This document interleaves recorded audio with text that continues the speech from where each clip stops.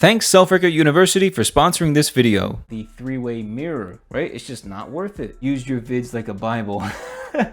Nothing compares to an authentic Alex Kouras cut though. Yes sir, you already know. So I cut my hair every 2 weeks. Actually, I think Asian hair is pretty easy to cut. What's going on, everyone? Welcome to the podcast again. Ardesh asks, number 2 buzz cut. All around, no fade. Oh, you're asking me if I'll do it. Yeah, I mean, I don't see why not. It's definitely something I haven't done yet. Alex up on the three-way mirror, maybe use it a couple of times before making a final decision.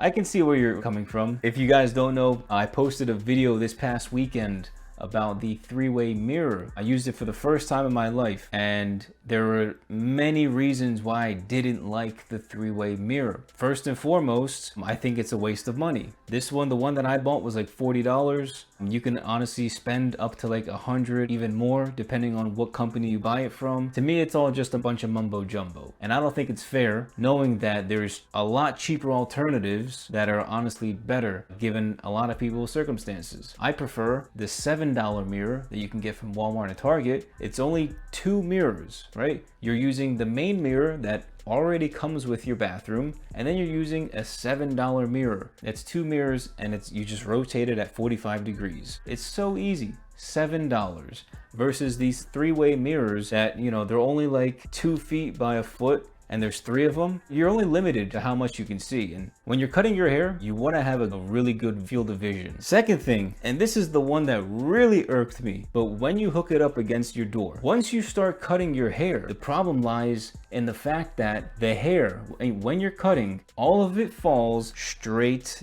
down. It flies onto your door, it flies onto the door handle, it flies all over the floor. And a lot of people, I don't think, understand or think that this is a problem. And that's because you haven't used the mirror setup that I use, because cleanup is a big factor when it comes to giving yourself self haircuts, right? You want to have the least amount of hair to clean up, not your entire floor, and have it all over your pants, all over your legs, all over your shoes, and then you're stepping in it throughout the haircut, where you could potentially slip and fall depending on the type of floor you have, whether it's tile, concrete, all of these factors that you just want to really eliminate as many negative factors as possible when it comes to cutting your own hair, because cutting your own hair is a hard task, is asking for enough as it is, right? It's just not worth it. How close are you placing the $7 mirror to the fixed mirror? My problem with it, that it feels like I'm too far from the mirror. Thanks for the responses. Honestly, you're probably about 2 feet from the bathroom mirror, right? Like if this is the bathroom mirror right here, you're probably a solid 2 feet back, and then angled at a 45-degree angle here. So it's, yeah, about 2 feet roughly. So it gives you plenty of room for you to at least expand your arms and maneuver properly, right? Marcus AI, thanks for all the content. I just started cutting my own hair a few months back and used your vids like a Bible. Nice, man, that's good. Can you recommend some great trimmers under $50? Absolutely, yeah, there's a handful.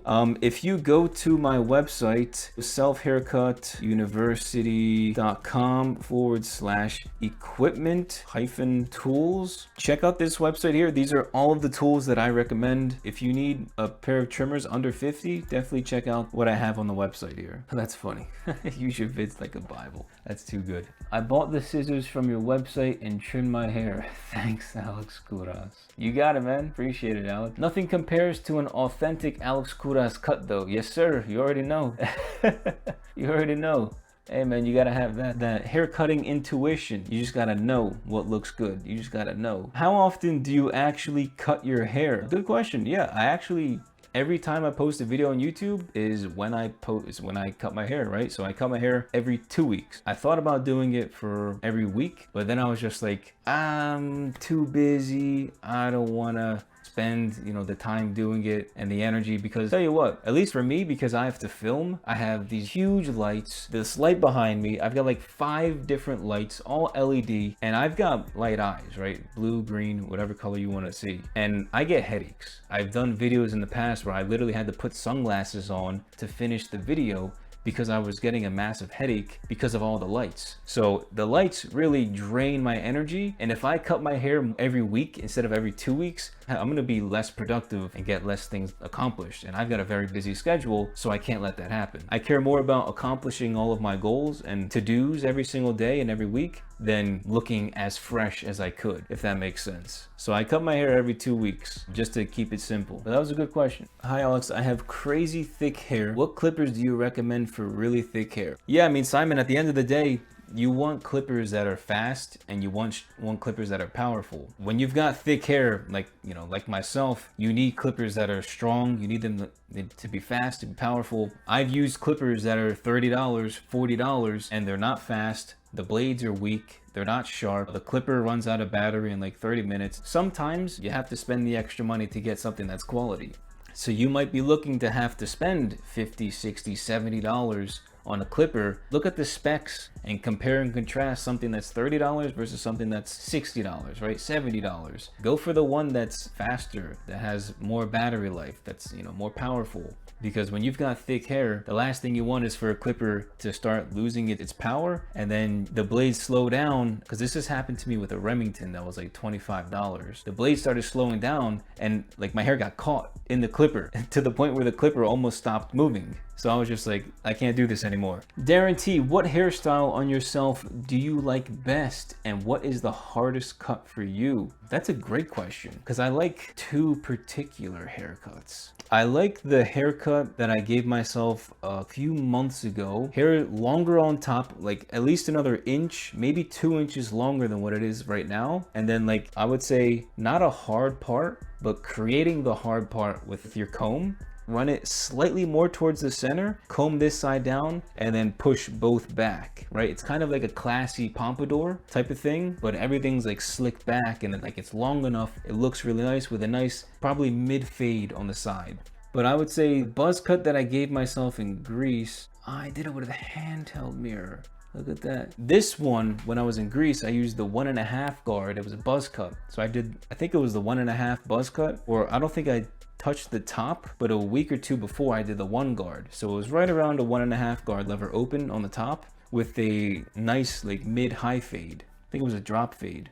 I used my handheld mirror for that self haircut. It was really good. Turned out fantastic. I really like the way that it turned out. Those two self haircuts I think are the my favorite hairstyle. And you said, what is the hardest cut for you? I think a taper fade is probably the hardest. And the reason why taper fades is so hard is because there's so much detail that you have to do for yourself on the back of your head, right? Cutting the back of your head can be challenging enough, but the fact that you have to do like small increments on the back of your head, on the very bottom, right? Your arm can only reach so much, right? That's why it's easier to give yourself mid fades. So you can just, you know, go up to here and it's a lot less strenuous on your shoulder and on your arm.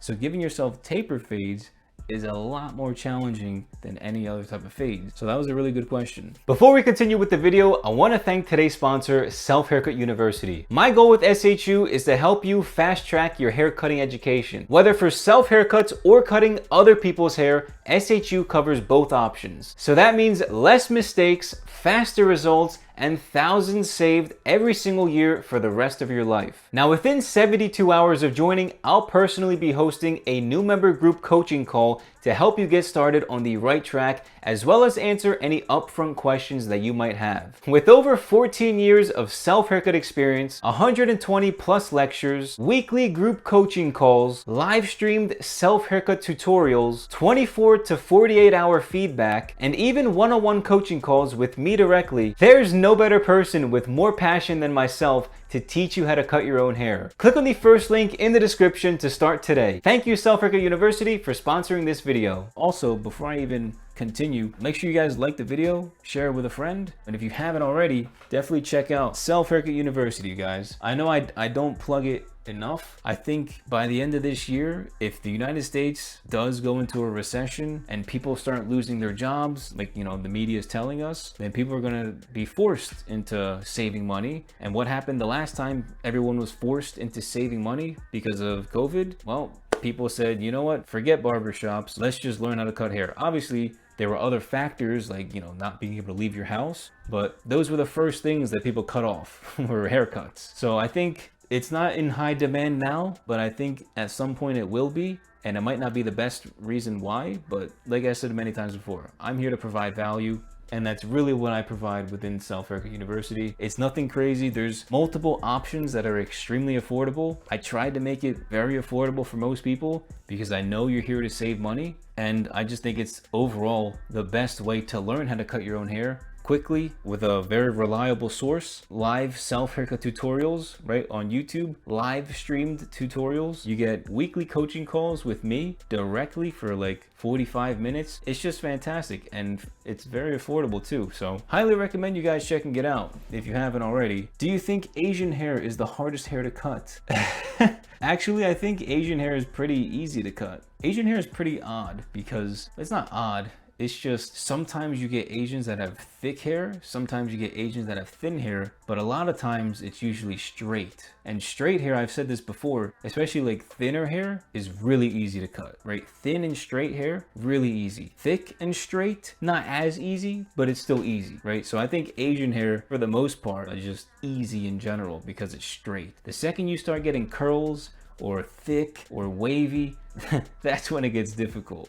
Do your videos and tutorials apply to Asian hair types? Yeah, I think for the most part they do, but I do think when it comes to Asian hair, you can freehand more. The hard lines don't really appear as much because it's most of the time it's usually thinner, but straight hair in general, you can just freehand a lot of the guidelines. So honestly, I think, yeah, you can learn from my tutorials and apply it to Asian hair, but I think you'll come to find that it's actually easier to cut Asian hair. When it comes to difficulty level for haircuts, I think hair density and thickness is the most important thing, right? The denser your hair, the thicker your hair, and if you add curls on top of that, that's probably the hardest. You could have some of the nicest haircuts with dense curly hair, but it's probably gonna be harder for you. I've got thick hair. It's more so wavy, not really curly, but it's thick. So it's kind of like the in-between. If you were to put me down in the middle, I'd be slightly toward harder side because every guideline that I put in my head,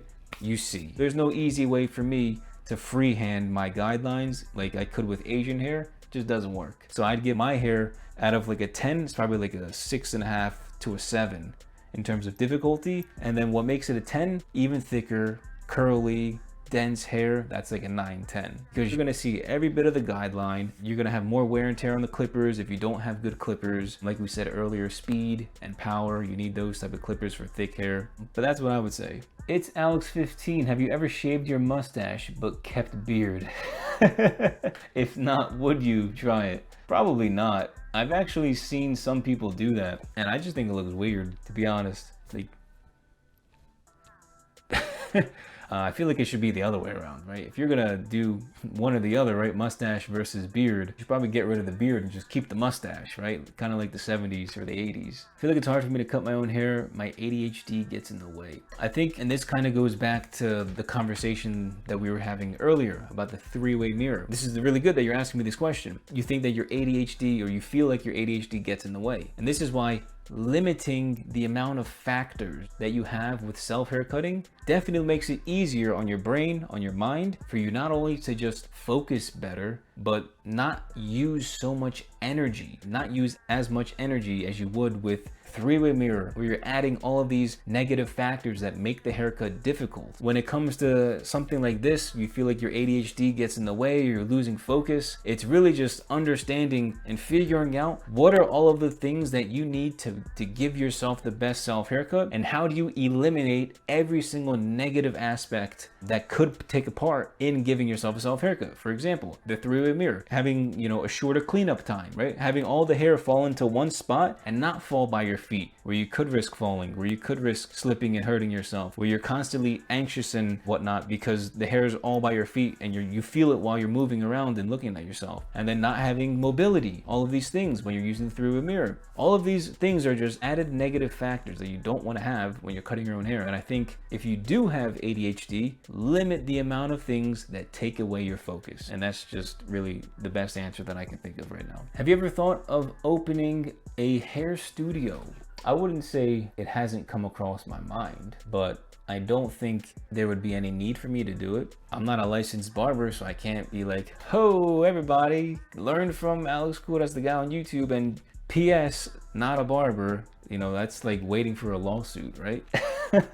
So you have to like advertise as not being a barber, but then, hey, come to my hair salon, right? Type of thing. Ate, what is your tips for people who are growing out their hair and how to grow hair faster? The basic things for growing your hair faster, what is it usually? Increasing testosterone, eating better quality whole organic foods, it's getting better sleep, drinking more spring water, none of that Aquafina water with metals and salt in it to make you want to keep drinking more BS. It's really just doing a deep dive into the details of life, health-wise, right? Better sleep, longer sleep, more sleep, drink more spring water, a lot more water, you know, sweat more, exercise, right? Lift weights, you know, increase your testosterone. All of these things will help you, I guess, your hair grow faster. And this isn't like grow hair fast trick. It's just your hair might grow half an inch faster over 3 months, right? That might help. So thank you for tuning in, and I'll see you guys next Wednesday, 7:30 p.m. Peace.